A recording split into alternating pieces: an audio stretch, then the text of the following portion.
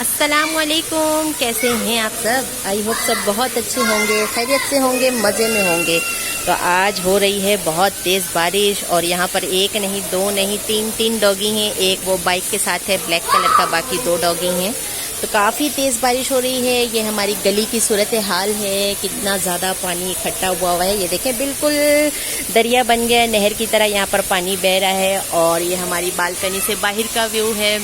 काफ़ी तेज़ मूसलाधार बारिश हो रही है और बच्चे जो हैं एकेडमी गए हुए हैं और सुफियान जो है आ चुका है, लेकिन मैं इनको नहाने नहीं देती क्योंकि आजकल बच्चे बीमार हो जाते हैं। स्कूल खुल चुके हैं तो इस वजह से भी मैं इनको नहाने नहीं दे रही और काफ़ी ज़्यादा बीमारियां वैसे ही फैली हुई हैं, तो इसलिए मैं अवॉइड करती हूँ।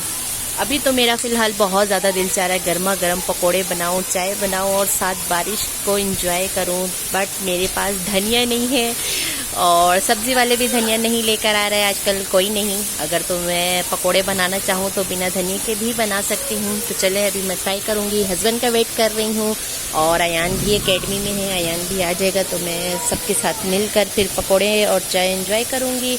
तो यहाँ पर बिजली बहुत ज़्यादा तेज़ चमक रही है, बादल गरज रहे हैं, काफ़ी तेज़ बारिश हो रही है और मुझे बहुत ज़्यादा डर भी लगता है जब बहुत ज़ोर से बादल गरजते हैं।